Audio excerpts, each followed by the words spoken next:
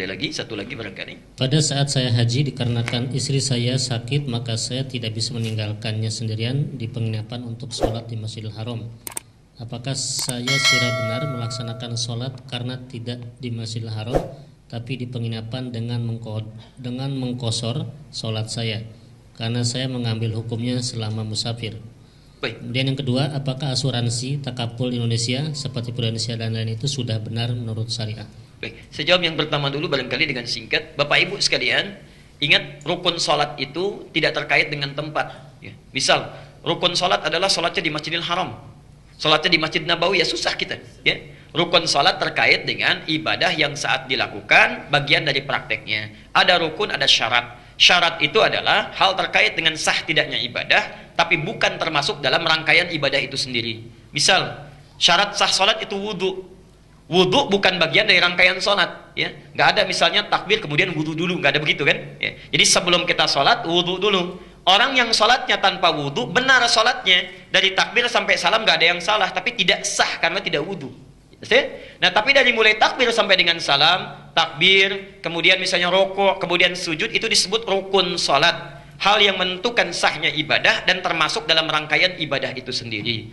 Adapun di luar itu disebut dengan mutammimah, penyempurna, yang melahirkan fadilah-fadilah, keutamaan-keutamaan yang lain. Misal, ada sholat dari segi waktu, keutamaan dari segi waktu. Ya. Sholat yang ditunaikan di malam hari itu lebih utama dibandingkan di siang hari, yang sunnah. Ya. Dalilnya misalnya Quran surah 73 Al-Muzammil ayat ke-6. Inna nasyi'atal laili hiya asyaddu wat'aw wa aqwamu qila. Bangun malam itu kalau dilakukan lebih khusyuk, lebih menyentuh dibandingkan dengan sholat di siang hari. Ada keutamaannya, karena tidak banyak gangguan, tidak banyak aktivitas, sentuhannya lebih cepat, karena itu syaitannya lebih kuat. Syaitannya lebih kuat. Ya. Jadi ada syaitan khusus yang menggoda orang sholat, namanya dasim, namanya khanzab. Khanzab ya. Jadi ada jenis-jenis setan, ada setan khusus yang menggoda orang sholat, namanya apa? Khanzab. Khanzab ini akan menggoda orang sholat dari mulai selesai adzan berhenti. Hadis Al-Bukhari nomor hadis 608. Jika adzan sudah dikumandangkan, maka setan akan lari meninggalkan anak cucu Adam, redaksinya wa alaihi dharatun, sambil terkentut-kentut. Maksudnya saking tidak sukanya sama orang sholat, suara adzan pun kalau ada baunya nggak mau cium dia, nggak mau cium. Makanya orang nggak pernah sholat pun, bahkan non muslim pun, kalau adzan sedang berkumandang bisa mengingatkan pada teman yang Islam, sudah adzan, kamu belum sholat, karena setannya sedang pergi. Ya. Teruskan hadisnya, wa idza thuwiba, kalau adzan selesai dikumandangkan, fa'ada, maka setan akan kembali menggoda orang yang akan sholat itu. Ya. Makanya jangan heran, setelah selesai adzan, orang Islam pun akan mengatakan, baru adzan, belum qomat. Karena setannya balik lagi. Ya. Nah, sampai akan ditunaikan sholat itu, akan digoda oleh khanzab ini, hatta la yash'ural musalli kam rak'atan yusalli. Sampai tidak sadar orang yang sholat berapa rakaat sudah menunaikan sholatnya. Sampai tidak sadar orang yang sholat sudah berapa rakaat menunaikan sholatnya. Punya pengalaman ini? Ini kelihatan dari wajahnya ya. Baik, teruskan. Nah, ini diantaranya sholat malam. Ada yang terkait dengan tempat ya. Maaf, malam saya sarankan, karena kita sudah belajar as-sunnah an-nabawiyah, mohon sebesar-besarnya jangan tinggalkan tahajud. Sholat tahajud itu punya 4 kemuliaan yang tidak akan ditemukan di sholat apapun. Itu cuma malam, waktunya malam ya. Satu, Allah menjamin akan mengangkat karir pekerjaannya, ditempatkan di tempat terbaik. Yang kedua, cara dia bekerja, beribadah, beraktivitas dibimbing supaya mudah.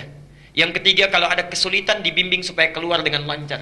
Yang keempat, kalau sedang bekerja diganggu orang, ada yang mau menyingkirkan, menyungkurkan, menyudutkan, Masya Allah, Allah langsung yang tolong tanpa perantara.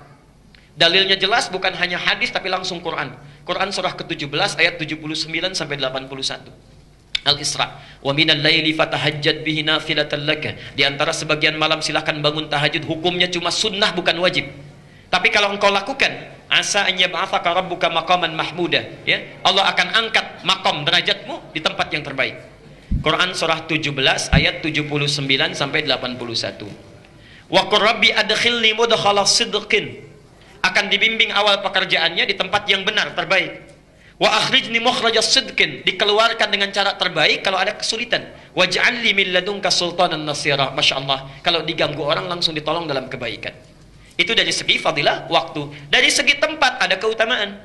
Misal, sholat di rumah dengan di masjid beda keutamaannya. Masjid melahirkan pahala 25 kali dibandingkan tempat biasa. Jadi kalau bapak misalnya, maaf, tetangga masjid memilih sholat di rumah, itu sudah kehilangan 25 kebaikan. 25 itu kata Nabi, jarak 1 ke 2, 2 ke 3, 3 ke 4, masing-masing 500 tahun. Di 1 ke 2 500 tahun, 2 ke 3 500 tahun, 3 ke 4 500 tahun, sampai ke 25. Jadi antum sangat lugi luar biasa kalau jadi tetangga masjid, tinggal beberapa langkah, tapi memilih untuk sholat di rumah atau di tempat biasa. Ayo berangkat ke masjid. Saking sayangnya kepada kita Allah, sampai langsung masjidnya ditetapkan di samping rumahnya. Masih nggak mau berangkat juga, Masya Allah. Karena itu Nabi saking kesalnya dikecam itu, dikecam. Lebih baik dibakar saja katanya rumahnya ya. Abu Bakar pernah memberikan fatwa itu. Orang yang sengaja nggak mau ke masjid, menantang-nantang masjid, ya, artinya melecehkan masjid maksudnya, melecehkan masjid. Bukan kalau ada nggak, ya, oh ini tetangga nggak ke masjid, dipraktekkan, bakar aja rumahnya. Nggak begitu. Ya. Dilihat dulu, ini orang yang melecehkan masjid, menganggap masjid tidak ada nilainya, ya. Kemudian memilih sholat di rumahnya walaupun dekat dengan masjid, itu seperti orang terbakar. Lebih baik dibakar rumahnya. Perbandingan. Ya. Nah, yang ketiga adalah keutamaan masjid-masjid khusus seperti Masjidil Haram, yang kalau ibadah di situ, Masya Allah, itu sama dengan dapat pahala 100.000 kali dibandingkan masjid biasa. Misal, tadi sholat subuh 2 rakaat. Kalau di Masjid Al-Ihsan kita dapatkan sholat, tunaikan dengan baik, pahalanya 1. Di Masjidil Haram kita sholat, itu sama dengan 100.000 kali sholat tanpa henti. Saya mau tanya, bisa nggak konsisten selama seminggu salat subuhnya di masjid terus? Selama seminggu? Bisa? Sebulan? Belum tentu. Belum tentu. Mungkin sakit, mungkin ada halangan, mungkin ada dinas macam-macam, mungkin di perjalanan, belum tentu. Belum tentu. Walaupun kita akan berangkat, belum tentu kondisinya memungkinkan. Masya Allah, orang yang sholat sekali di Masjidil Haram dan berjamaah dia, maka pahalanya seperti 100.000 kali sholat, 100.000 hari sholat subuh tanpa henti.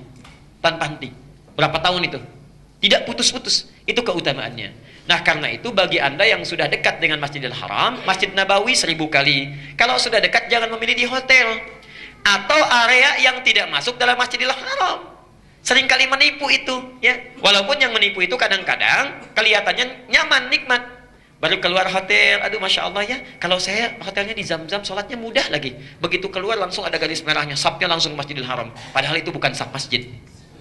Keluar Masjidil Haram, maaf, keluar Zam-Zam, di bawah kan suka ada ya, di area mall itu. Kemudian ada garisnya, merah sudah dibuat, saf, itu bukan saf masjid. Kalau tidak bersambung dengan saf yang di depan, tidak masuk safnya. Ayo tinggal beberapa langkah. Jadi kalau ada orang umrah, orang haji, sholatnya kemudian tetap di mall, apalagi memilih di hotel, nggak ke masjid, itu sama nilainya dengan orang yang sholat di Al-Ihsan. Ya. Kecuali ada keadaan darurat yang sifatnya memang menjadikan tidak bisa ke masjid. Seperti tadi yang disampaikan, istri sakit, keadaan tidak bisa ke masjid, yang kalau ditinggal ke masjid perasaan tidak tentram, khawatir terjadi apa-apa, kalau ke masjid pun jadi madarat, diminta untuk istirahat. Bagaimana yang terbaik? Yang terbaik adalah memilih menemani istri di situ, tunaikan sholat berjamaah, pahalanya ada, dan tanamkan pada jiwa kita, ya Allah, berkeinginan kami ini untuk pergi ke Masjidil Haram. Tekad kami kuat sampai datang ke sini. Namun keadaan memaksa kami untuk keadaan seperti ini. Kalau tidak engkau tetapkan juga tidak mungkin terjadi seperti ini. Kalau sudah ada keinginan seperti ini juga belum engkau berikan pahalanya, dengan cara apa lagi hamba bisa bermunajat kepadamu? Masya Allah, sholatnya dapat pahala, keinginan kuat untuk sholat di Masjidil Haram pun dapat pahala. Karena orang yang merencanakan kebaikan, berniat baik, belum sempat dilakukan, itu pun sudah ada satu pahalanya. Jelas sampai di sini? Baik.